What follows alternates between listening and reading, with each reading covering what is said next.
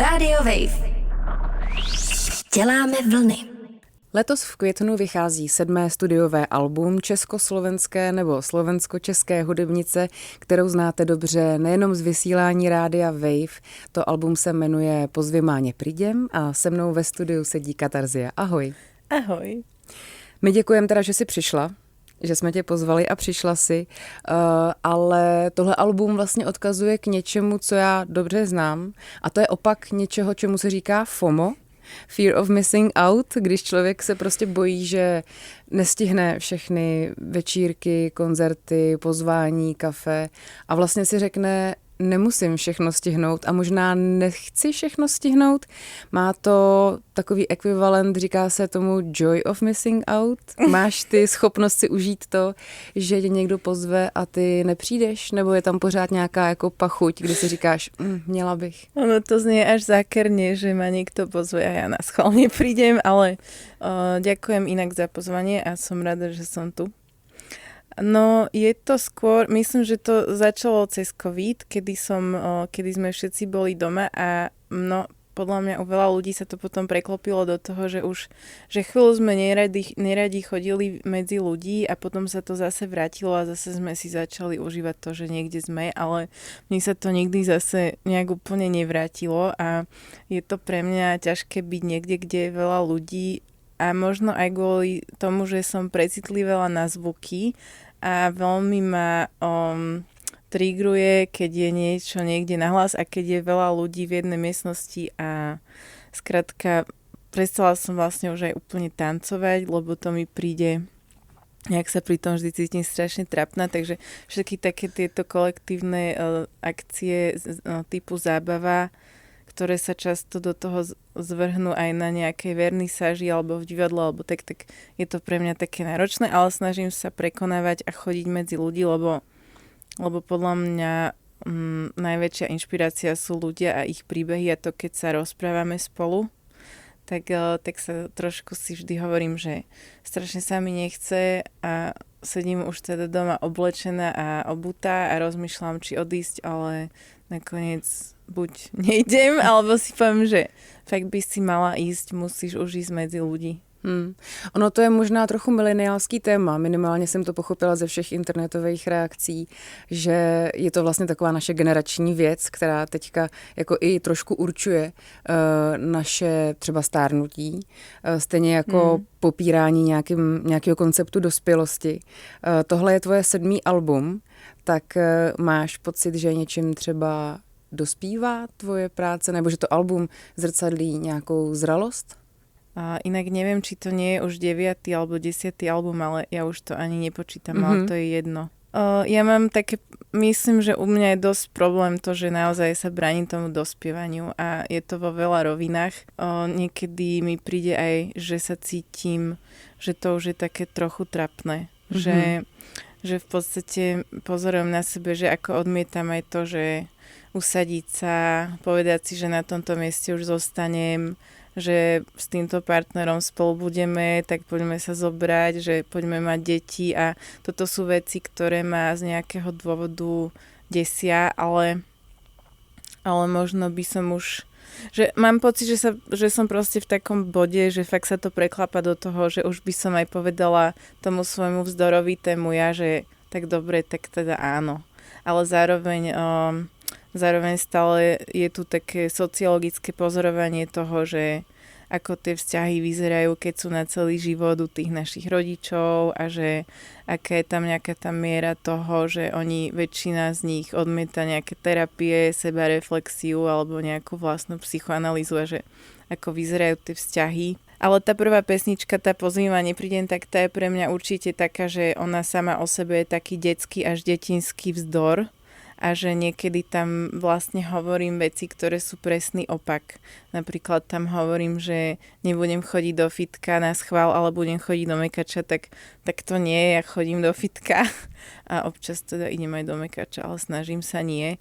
Ale že celý ten podtext toho textu, tej pesničky je, že si pripomínam to, keď som mala 16 a bola som proti všetkému, tak kde je ten pozostatok tej emócie, ktorá tam ešte stále je. trochu, že stále chcem byť a priori proti všetkému. Ten vzdor má právě tuhle rovinu, kdy děláš věci čistě kvůli vzdoru, ale vlastně třeba často ani ne, protože bys je chtěla.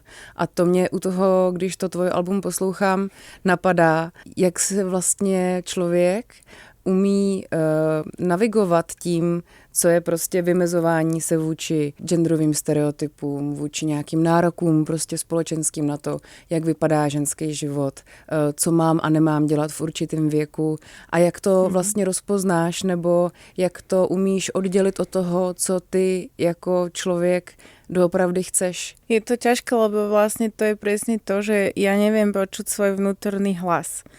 Že neviem, čo ten vnútorný hlas, alebo ono to znie ako hrozne nejaká fráza, ale že ja naozaj niekedy neviem, čo sú tie veci, ktoré si myslí moje autentické a najhlbšie ja a čo sú tie veci, ktoré si myslím preto, že všetci v mojej bubline a v mojom okolí a v tom, čo sledujem a čítam, o tom stále hovoria, že tak toto má byť.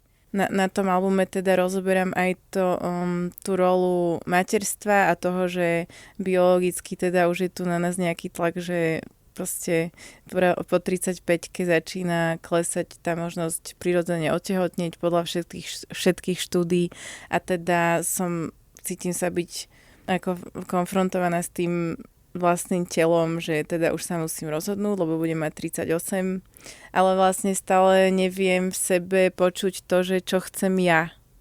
Ty hrozně jako dobře umíš použít prostě ne. Ať už to je jako, že taková hymna vlastně pro singles nebo single ženy samota mi nevadí. Před 6 lety byla podle mě věc, ke který se vztahovalo spousta lidí, protože to nebyl pocit, ke kterému by se člověk vlastně dostal v třeba mainstreamové hudbě. Takže tam to vlastně rezonuje stejně jako nejsem osamělá, jsem nepěkná, nemilá, pozvě ma neprídem, teď teda kombinuju češtinu a slovenštinu, ale nejsem sama.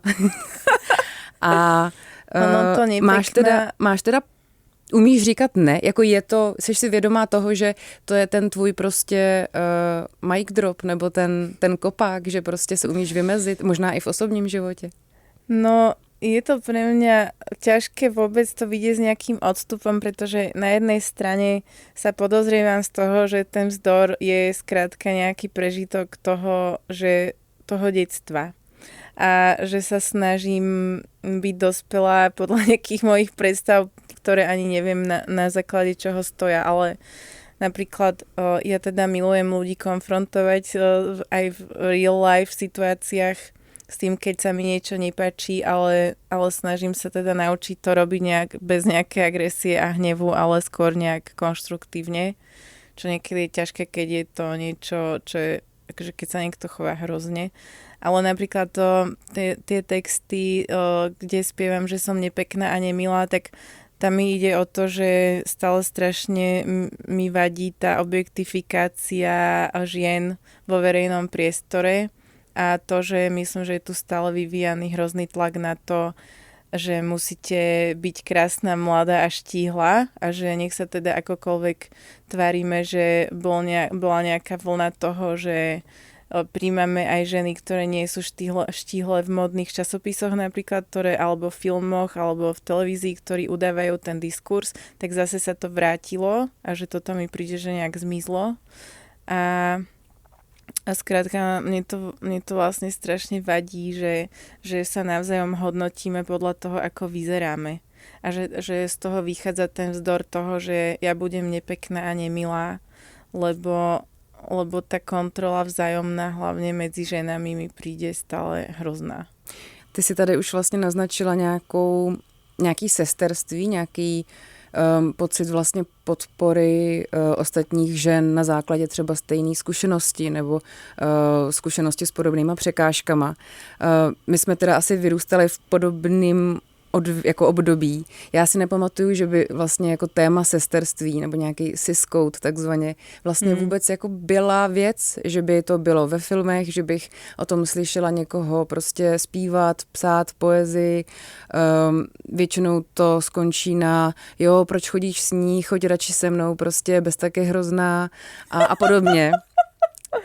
Tak mě zajímá, jaká byla tvoje cesta právě jako k sesterství, jestli jsi to musela třeba hledat, nějak jako zvědomit, anebo jestli prostě si nějak jako přirozeně od jak živa věděla, že to je koncept. To je dobrá otázka a stále ju skúmam, pretože napríklad keď chodím do posilky a sme spolu v ženskej šatni, tak ja chodím do takej posilky Gen Z, kde sú baby hlavne mladšie a úplne tam cítim takú tú súťaživosť už v tej šatni. Už len to, že sa tam proste prezliekáš a do niekoho drgneš a ja vždy poviem pardon a tie baby niekedy sa ani neobzrú, ani nič nepovedia, že úplne niekedy mám fakt taký pocit, že tam tie baby medzi sebou súťažia, že kto je krajší. A ja na sebe veľmi vidím, že aj už ako tínedžerka alebo potom aj na vysokej škole, že som mala v sebe tú súťaživosť a tú vlastne kompetitívnosť, že tá druhá žena je vlastne moja konkurencia a že môže ohroziť to, že sa mi niekto páči a že teraz by sa mohla by sa páčiť ona jemu, než ja, namiesto mňa, alebo tak. Takže skrátka toto som potom na sebe pozorovala, že aj tie ženské priateľstvá pre mňa boli často ťažké, že som sa často v sebe trochu až vyvyšovala na tie ostatné baby a že som si myslela, že ja som lepšia a potom tam bol ešte presne taká tá fráza, čo často hovoríme, že ja som teda ako chlapec a že ja nie som ako žena. A vlastne až dnes, keď som prečítala hrozne veľa textov o všetkých týchto mikro situáciách a veciach, ktoré si navzájom robíme a hovoríme, tak som si to spätne uvedomila a hľadala som v tých svojich situáciách, že čo všetko som robila, ako som sa chovala k babám. A aj z toho dôvodu v sebe hrozne teraz živím to sesterstvo alebo také tú láskavosť k iným babám a aj to, že napríklad sa snažím, keď niekoho nepoznám, tak na internete ich nehodnotiť, ani ak sú to možno také tie baby, ktoré napríklad si idú to beauty alebo botox aesthetics a proste strašne riešia, ako vyzerajú, tak ja sa snažím ich vlastne chápať a skôr kritizovať ten systém alebo to, že prečo vlastne toto existuje, takýto tlak na nás a že prečo toto robíme a než to, že by som kritizovala a hodnotila tie baby. Takže na toto si dávam dosť pozor, ale určite v tom nie som zatiaľ dokonalá a je to tiež nejaká práca na sebe. Takže v tracku, v kterým se třeba vymezuješ vůči macho rapu, no. A zároveň teda příčeskům a gelovým nechtům, tak ano, je to kritika systému a ne vlastně konkrétní třeba skupiny lidí. Ja tam vlastne hovorím o tom, že semeno z lososa a vlasy z ruských panien, ale pretože nedávno mi jedna dáma v kaderníctve vysvetľovala, že aké sú nové technológie plastických operácií a vyhľadzovania pletia. A prišlo mi strašne smiešne teda, že jedno z nich je semeno z lososa, ktoré si ženy pichajú do tvare a údajne to teda veľmi bolí. Takže ja som to tam spomenula, robím si z toho srandu, ale to neznamená, že chcem kritizovať tie ženy. A v podstate sa snažím pochopiť aj tých reperov, ktorí takto hovoria a repujú, pretože rozumiem tomu, že skrátka asi vyrástli v niečom inom a že možno majú nejaké rodinné vzorce alebo niečo, čo ich tomu vedie, že takto sa oni profilujú. Ale zároveň stále asi budem kritizovať to, že si stále myslím, že to nie je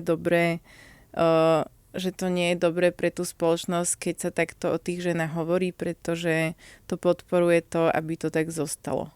Co je vlastně takový další největší jako kritický moment?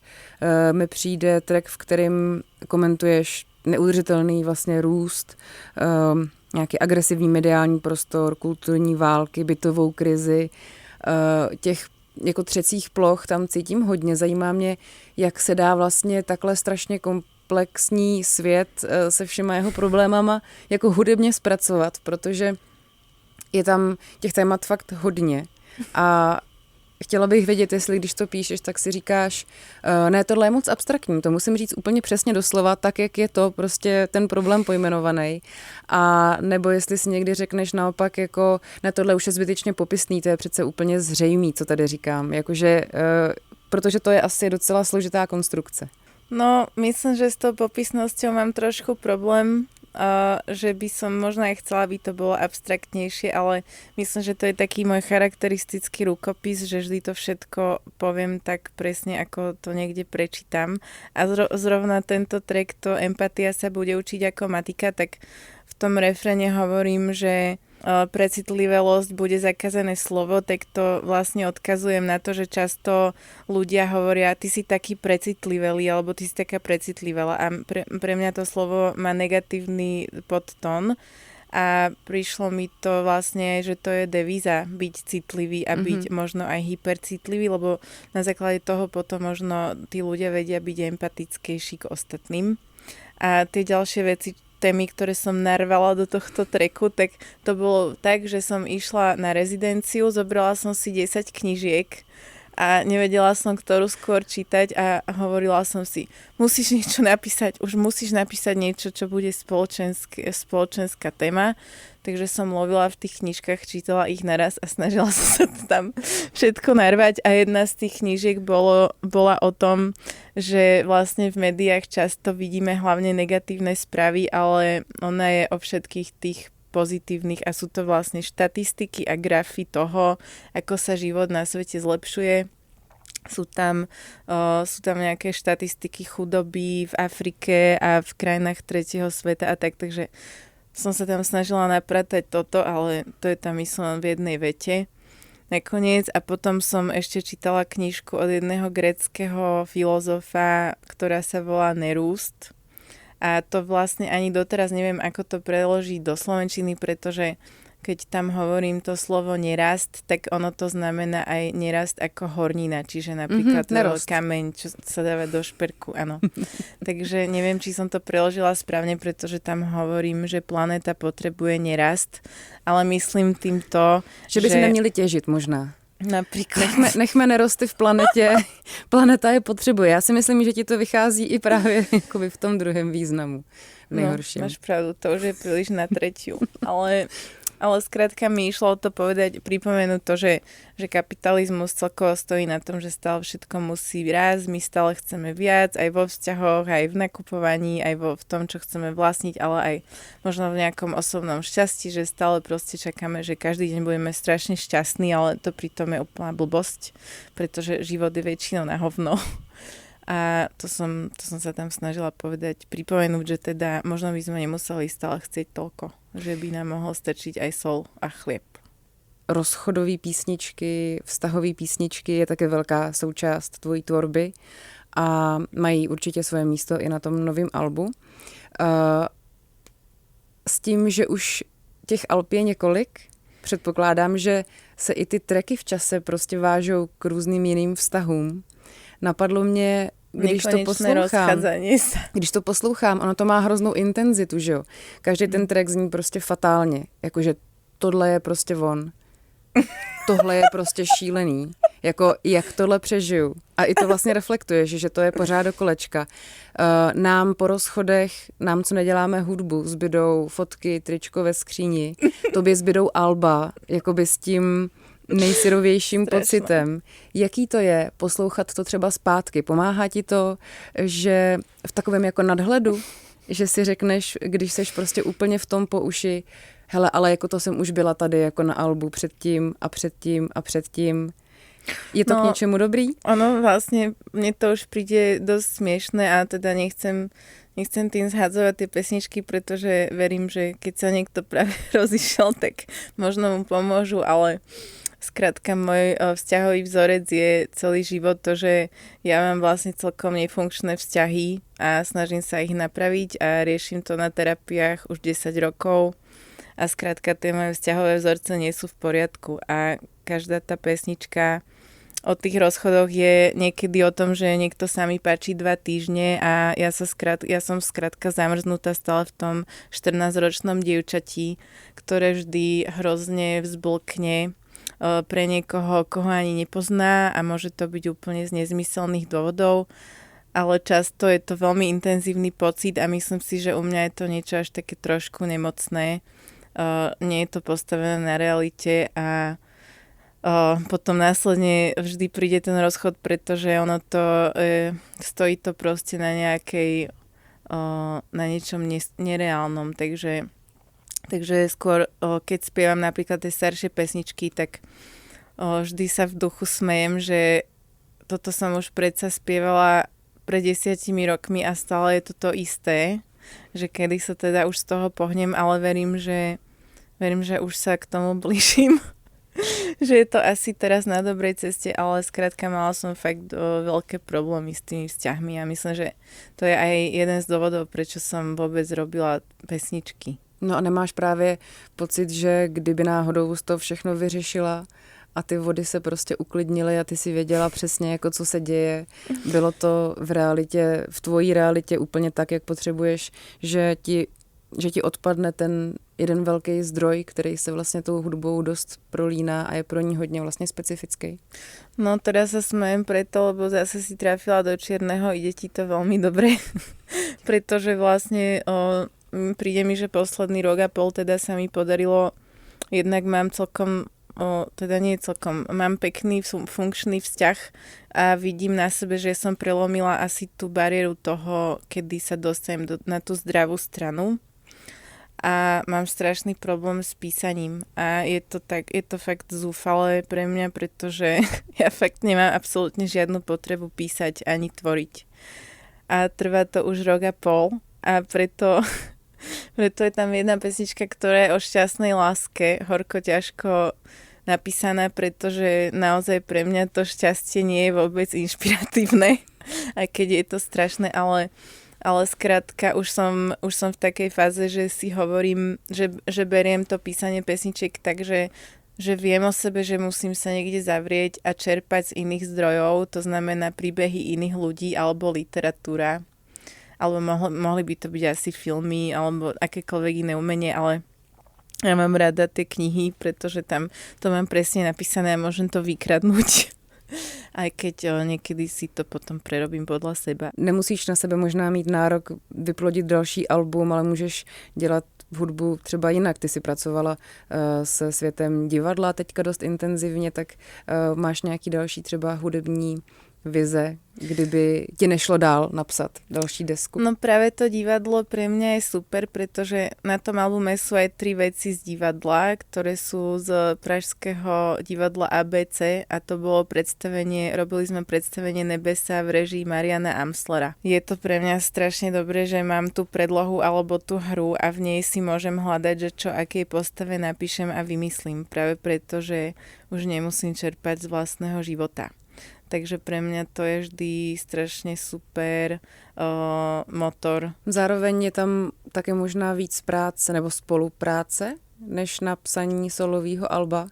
Je i třeba právě jako rozšíření se v té práci k nějakým jako víc dialogům nebo aranžím, vlastně spolupráci, taky pro tebe cesta, protože na tom posledním albu, o kterém tady mluvíme, je hodně přizvaných hudebnic, jako třeba Nika, Gaja Anzary, Emilia Laurincová, na křtu taky uvidíme Miaulau a Vojtíka, tak jestli se i vydáváš právě tím směrem, že chceš víc pracovat s dalšíma lidma, hudobnicema. Áno, zase si to trafila, že to samotárstvo v tom songwritingu mám teraz obdobie asi, že je to vyčerpané a potrebujem pracovať s tými druhými ľuďmi a hrozne rada sa s nimi o tom rozprávam a aj ich to rada nechávam nejak dramaturgovať a napríklad Nika mi dosť pomohla prepísať texty aj kvôli tomu, že v tej češtine si až tak neverím, pretože síce tu žijeme 11 rokov, ale ja po česky nerozprávam a až tak v tom nemám nápady, ale aj tie veci v tom divadle boli super v tom, že ja keď robím divadlo, tak tam nechodím iba na 2 týždne pred premiérou, ale ja som tam s tými ľuďmi celý čas, pretože pre mňa to je vlastne hrozne vzácne, že sa s nimi môžem o tom rozprávať a vlastne čerpám z ich názorov a uhlov pohľadu a ešte ma baví pozorovať ten skúšobný proces, kde sa teda často veľa rozprávame o tých témach, ktoré sa práve robia. Ta hudební produkce, aranže na tom albu působí ještě vlastně o trošku víc jako sofistikovanější, důslednějc, preciznějc, protože to mám pocit, že pro tebe hodně znamená. Je to obsedancia. Možná, klidně, to si řekla ty.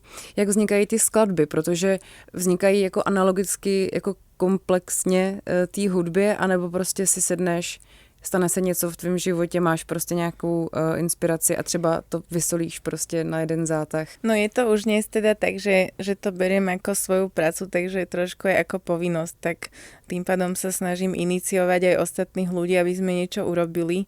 Tento album má také rôzne verzie v tej práci a písaní.